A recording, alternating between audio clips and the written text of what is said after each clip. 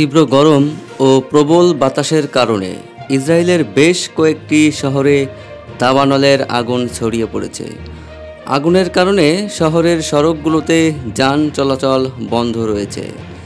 লাইনের কাছে আগুন লাগায় ট্রেন চলাচলও বন্ধ করে দেওয়া হয়েছে। বুধবার 23 এপ্রিল রাতে টাইমস অফ ইসরায়েলের এক প্রতিবেদন থেকে এসব তথ্য জানা গেছে। সংবাদ মাধ্যমটি জানিয়েছে, তাপমাত্রার পারদ চরমে উঠলে বুধবার 23 এপ্রিল বেইত শেমেশ শহরের বেশ কয়েকটি ঝোপঝাড়ে আগুন লাগে।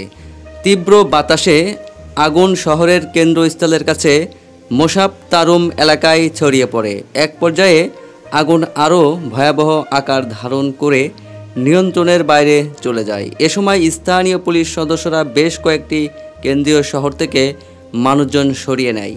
সড়কে গাড়ি চালকরা তাদের যানবাহনকে ফেলেই শহর ছাড়তে বাধ্য হন।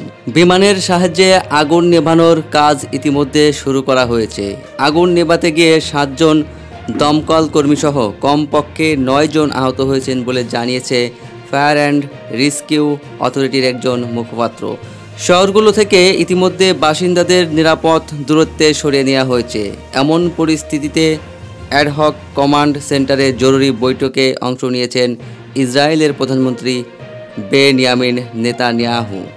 সোশ্যাল মিডিয়ায় প্রকাশিত ফুটেজে দেখা গেছে, রেহোভোটের কাছে মহাসড়ক ধরে হেঁটে যাওয়া লোকজনের ভিড়, চারিপাশ ভারী ধোঁয়ায় আচ্ছন্ন। প্রসঙ্গত, এটাই প্রথম নয়। দীর্ঘ ও শুষ্ক গ্রীষ্মকালের কারণে ইসরায়েলে এর আগেও অনেকবার দাবানল ছড়িয়ে পড়ার ঘটনা ঘটেছে। 2023 সালে বড় ধরনের দাবানল ছড়িয়ে পড়েছিল সেখানে।